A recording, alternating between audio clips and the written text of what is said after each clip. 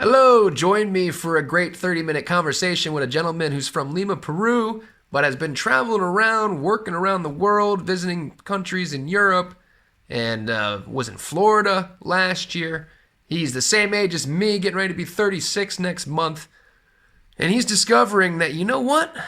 People are pretty much the same, no matter where you go, and if it weren't for our kings and queens and presidents and politicians butting heads all the time for natural resource deviation, we'd probably be living a pretty good life, you know? Not that we already aren't. So we're going to talk for 30 minutes about a lot of good stuff, traveling, what's going on in the world, how people are, and, the good, and a little bit of the cons.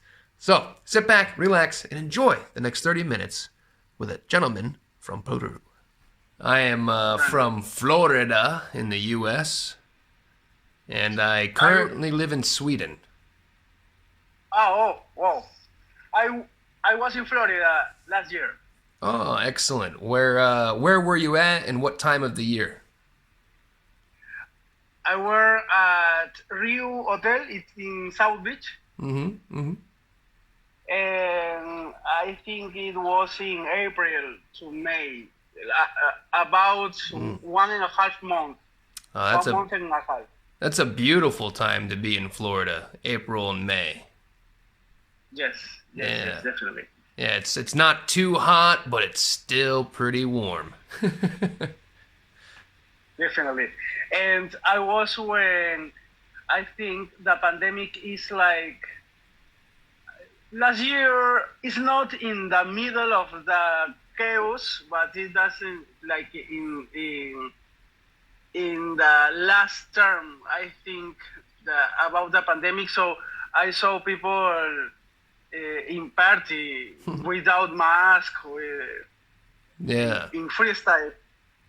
Well, Florida took kind of a different approach to a lot of states. You know, they tried to keep everything kind of as normal as possible for a good majority of the time there. Especially last year, because last year, 2021, so they'd already gone through a year of trying to do the lockdowns and shutdowns, and then they finally said, heck with it, we're open for business, baby. That's right, and that's the feel I feel about people, about everything, about rules. Exactly.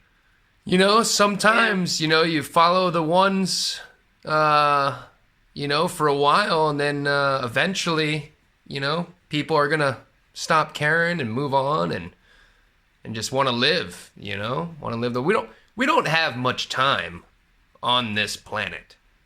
Right. I'm turning 36 years old next month. Oh my gosh, me too. Are you? 36 years old next month. Next month. April 6th. Oh, I'm April 27th. So you're a couple weeks older than me. Wow. Yeah, a couple of weeks.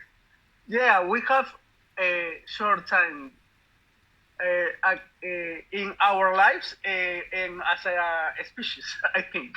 Oh, absolutely. Yeah, and you're on that level with me where I'm sure now you're starting to look back and realize how fast the time has actually gone. Yes. Definitely. I've moved around and I've had a lot of amazing experience, and there's been so many times where I just thought the good time was never going to end, that like this was where my place or I was going to be, and then now I look back and I'm like, wow, that was only like a year. That was nothing. Yes, it was nothing in time. And when you think that in 4 years we are going to be in 40, we think about that. Yep, it's on my mind. Definitely. For me, I look at the time in middle school and high school. Middle school for myself in Florida was 6th, 7th, and 8th grade. And then high school was 9th, 10th, 11th, 12th. And those 6 years, Oh my God. It just, oh, that felt like an eternity. Looking at the clock every day in fifth period, like, all right, an hour and a half left, and then I'm out of here, and waiting for that summer vacation. And then when summer vacation came, you felt like you had a year off. You went places with your friends and family, and now it's like, ooh, that was 20 years ago. Oh, 20 years ago there, and you're just like, oh. I completely understand you, and I don't know. It works for me to think that where I was 10 years ago when I were 25, and I remember all of the things that changed in my life, and say, oh, wait, that was only 10 years. So the next 10 years are going to be like, my gosh, what will happen? I don't have any idea. That works for me to bring hope to the future and to the change. That's a good way to look at it. Yeah. But I think that you said it's so true, because in high school it's like life is more slow. I don't know. It's eternity. It's like forever. Do you recall me like a phrase or a story, something like that a wise man said that if you wait to bottle the water, how do you say to when you put your water in fire, to wait to boil the water. Boil the water. Yeah.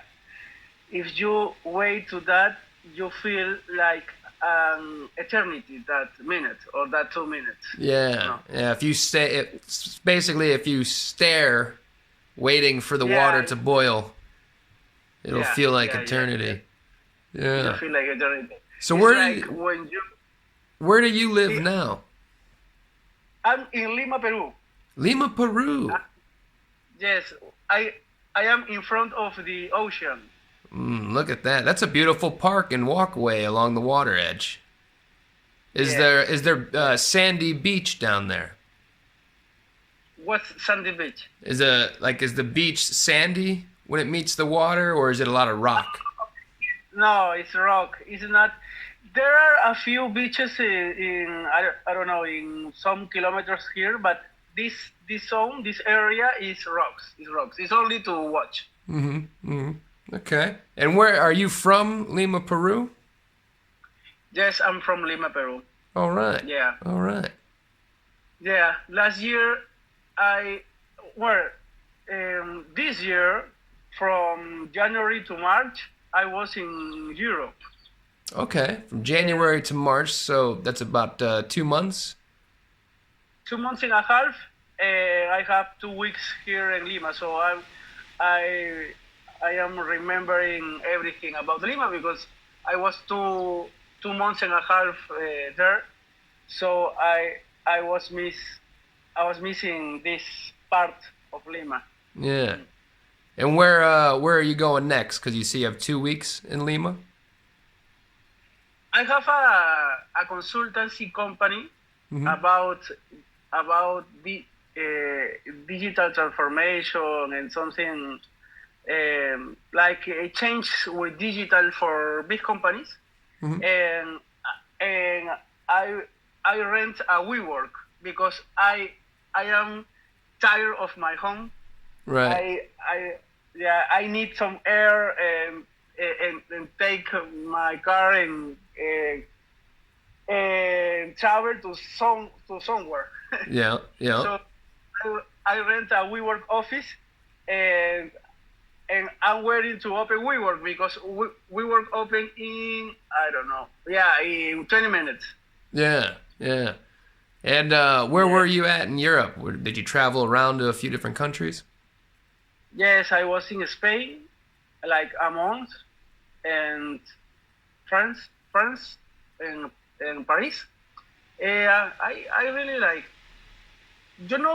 I feel like it's mm, my wife is more to visit amenities and museums. I really like that. I am more for meet people, Hmm. for talk, because I feel this travel this trip this trip it was more about to know things like castles and everything. Right, So, right. and yeah, I feel I don't use that time talking about time and years and life in a wise way, because I feel well, it was beautiful and everything, but I didn't feel the culture and people and something like that. But my wife loved that, loved to put an audio guide and sit everything and silence. So I I want to go again, but to events or to some I don't know, to some places that people meet and talk. Yeah, it is. It's tough to have that balance when you have a partner that is Yeah, an yeah, opposite there when it comes to the travel needs and wants. yeah, Yeah. yeah. But I feel there was moments we went to the Versailles castle from the king and the queen of France. It was huge and beautiful, and I put a YouTube video. There, there are 15 minutes to understand the Middle Age history, something Hmm. like that Hmm. in YouTube. And I found a video that guy talk with passion about that part of the history, and I was walking for the castle, so he was talking, and I feel emotional, a lot of emotional feeling that I'm there. So there was parts, really great parts of the trip. You know, It I feel it did. I did was a very bad. similar thing um, Mm. at a castle. In fact, Oh my god. yeah, yeah. It was last year, and for my birthday, for my 35th birthday. So I live in Sweden, and I live in Uh-huh. Stockholm, and Okay. a few hours from Stockholm, and then a couple hours by boat is an island called Gotland. In Gotland, it's been a strategic military island for all of its existence, basically. There's always been um, some kind of form of government control there, and the island is massive, and it's a lot of farmers, tons of farming, and they built a giant wall around the city, the main city in Gotland, and during the medieval times, um, a country, it was actually oh dear, I think it was Danish. I think it was the Danish. Ah, don't quote me on that. I gotta watch the YouTube video again.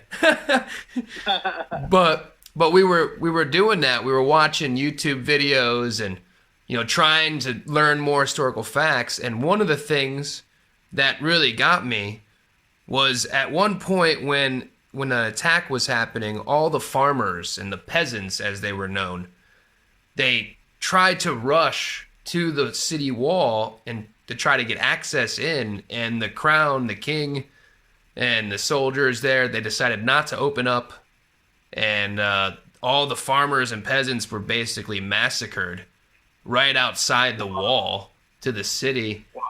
And we're walking, it gives me the chills now just thinking about it. We're walking around this wall, and we're talking like, was it this spot? Like, was it this area? Like, oh man, could you just imagine you're pounding up against this wall and just let me in, let us in, and they're not letting you in. Oh, just how traumatic it would be. It's Yeah. that's one of the If you things. think, about that's one of the things about history that keeps tripping me out is how we have the access and ability to learn all these things, to experience these things, that kind of connect on the emotional levels. But yet here we are today, still experiencing these traumatic, terrible things. That's what I'm just to say to you. Yeah. And here in Latin America, man, wow, we have kings, we have queens. Yeah. So it's like more than people. It's like families above the law. Right.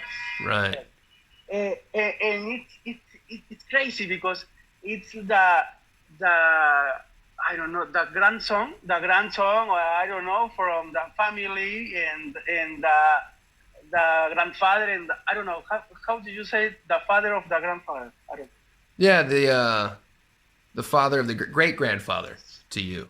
Great grandfather. Okay, that it was, I don't know, part of the royalty.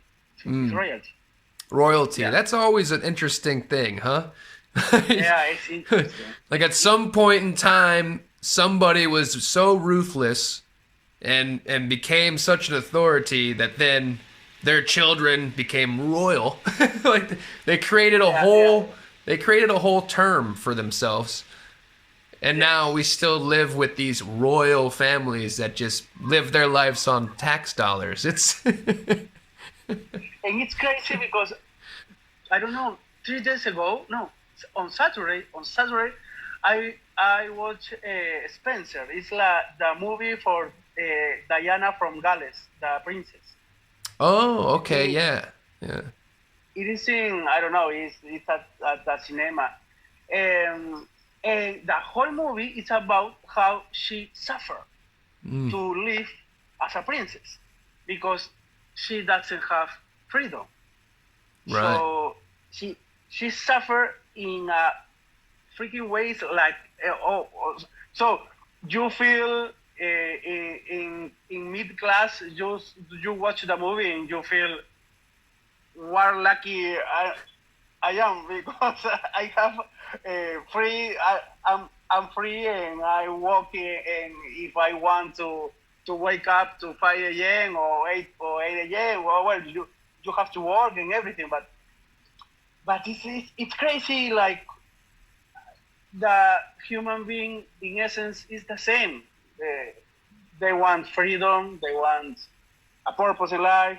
They want to feel like your life is worth it and everything. So it's a great movie, and it's the actress is she's from Crepúsculo, from I don't know where.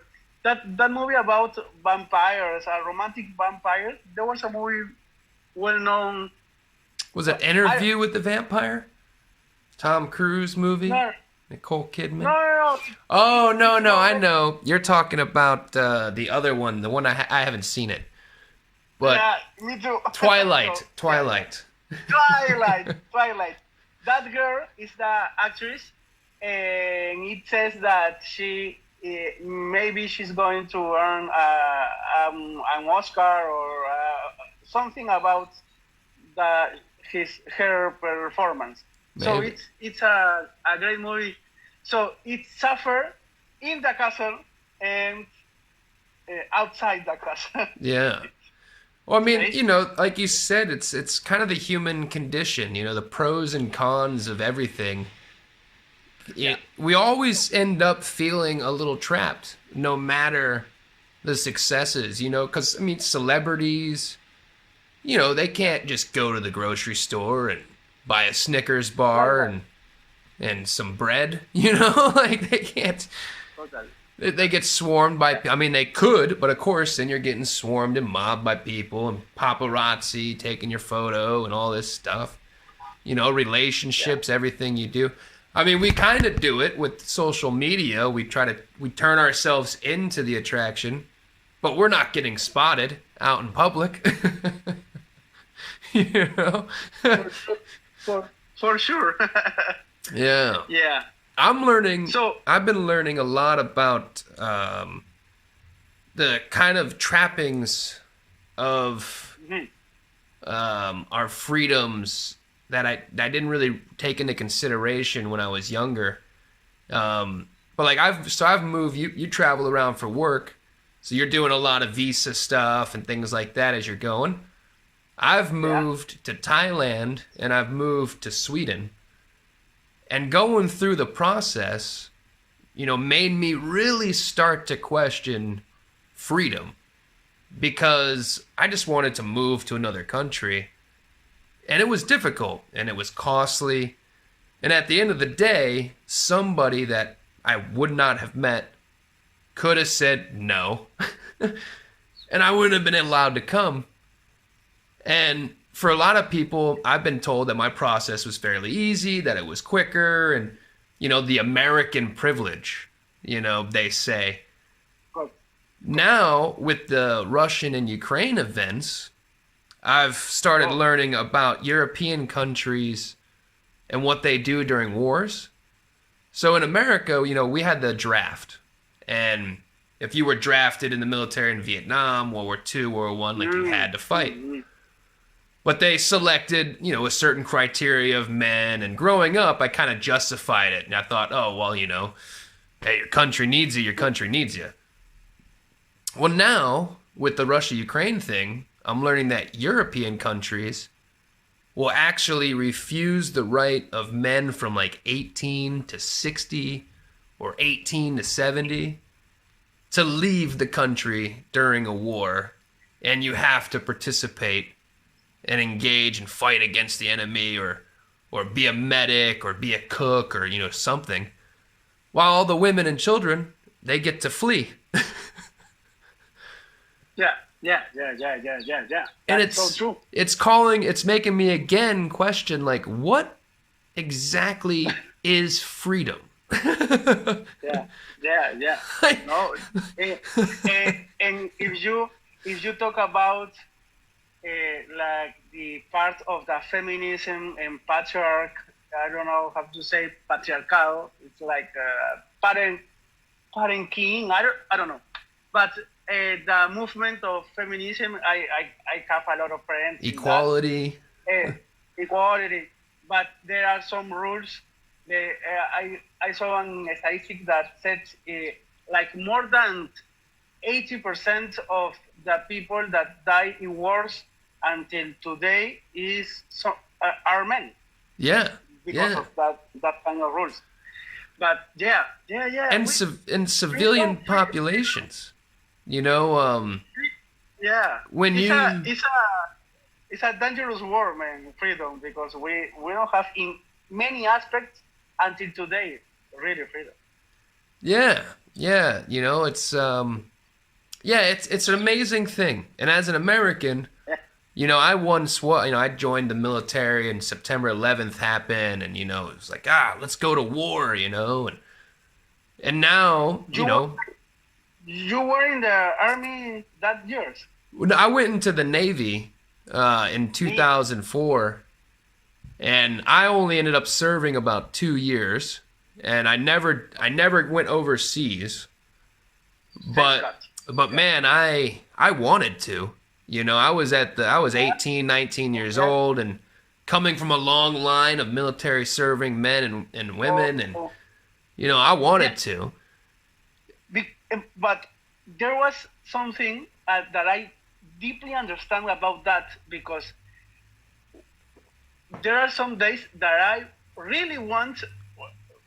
Look what I'm going to say to you. That really want to maybe a war, but we have to fight for something, because we are like in where maybe we have food and clothes and everything, and there are people that not. But we are in a time that you don't have why to fight. You don't have reasons. Right. To fight. Right. But there are reasons. So I think many years ago it was like evident the injustice and everything. But today it's like more subtle. It's like you have to to know, you have to take some data to study. It's like intellectual problem to understand that there are no freedom, there are no a lot of things that could be better. So they will be really great reasons to fight. But we don't have any like that. It's like boring, I think. Right. Yeah, that's why I understand you that you want to go because of your country, because of your purpose, because of your life, because it's worth it. I understand that. Well, you think it is at times, I think. Because like you said, you travel around and you try to experience what people are doing and how they're living and things like that. And I think you're coming to that same conclusion that I've come to, is that the people, we're all the same. It's the governments, that are constantly butting heads over resource deviation and who's getting a fair deal here and who's getting the cut over here, and it's all of that shit that keeps messing it up. Because I've been doing this now, speaking with people for almost 2 years, and I haven't really met anybody that I didn't feel was pretty much like me.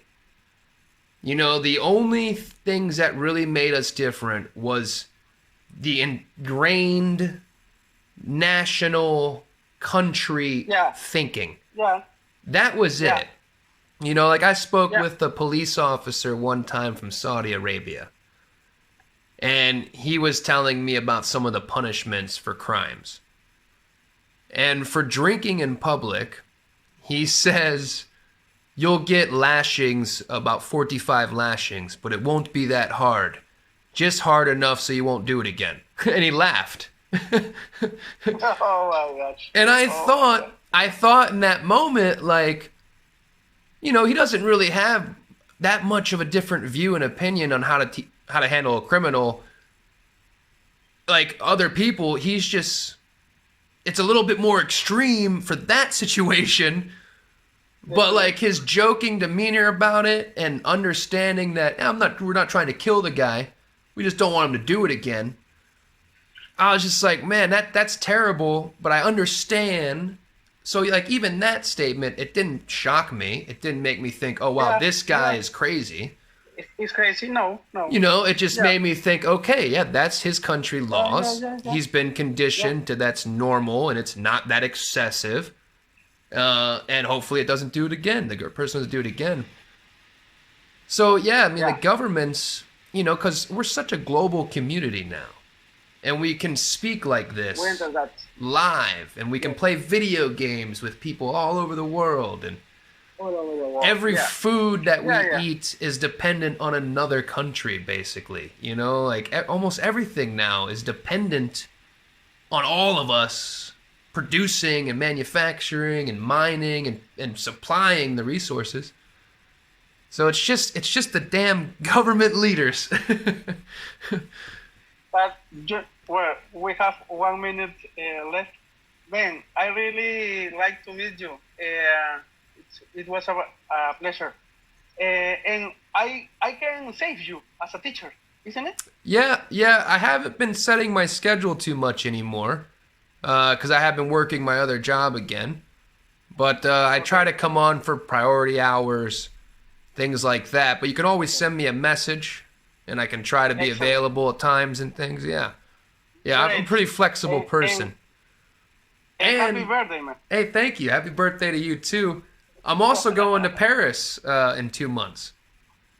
Oh, my gosh. So I'm going to stay 2 nights in Paris and then go to Marseille for 6 nights. Oh. Yeah. Well, and you're going to visit the castle.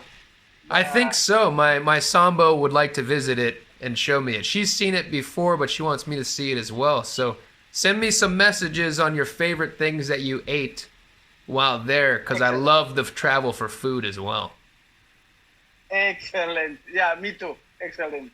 Yeah. Great. Yeah, let's Great, speak great. again soon, and yeah, send me some messages, and I'll try to be available for you if you want to chat some more. Because it was nice meeting Yeah, you, and I think you're a great human, and man, I love this story. You got to keep moving around and keep yeah, seeing the world. yeah. And we are in the same part of the life, I think. I think so. I think so. Okay. All right, Happy, buddy. happy, happy birthday, mate. Yeah, have a great day at work. All right, what a nice gentleman there from Lima, Peru, doing the WeWork rental space, traveling around, spending time in Europe and throughout the world. I gotta love it. I gotta love it. Gentleman and I, same age, it's exciting stuff. Good person, good human. Really fun speaking with him. And yeah, the world, it's crazy, but you know what? People, we are good. A lot of us. A lot of us are good. Of course, there's terrible in the world. There absolutely is. Don't be naive and ignorant to it. But you know what? Man, I talk to a lot of good people that give me hope, make me have a positive outlook, and kind of just reassure me that, hey, it's not all that bad. So, thank you guys for listening. The few, the proud of you. You guys are good people, and enjoy your week. Have a good one.